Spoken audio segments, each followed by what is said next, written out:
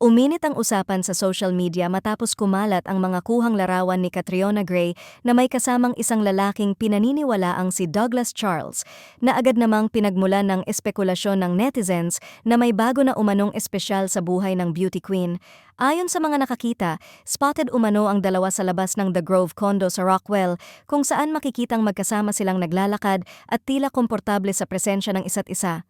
Agad na umani ng atensyon ang naturang sightings dahil kapansin-pansin ang natural at simpleng kilos ni Catriona habang kasama ang nasabing guy.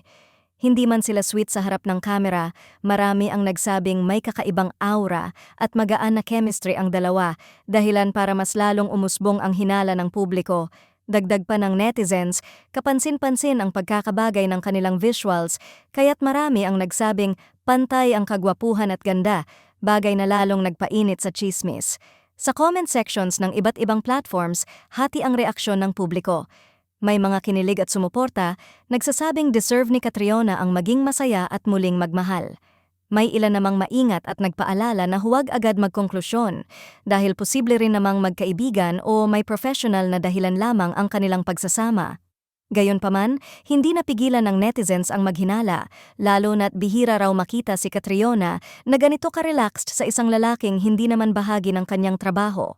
Sa kabila ng ingay, nanatiling tahimik ang kampo ni Catriona at Douglas tungkol sa issue. Walang kumpirmasyon, wala ring pagtanggi. Isang katahimikan na para sa marami ay lalong nagpapalakas sa intriga.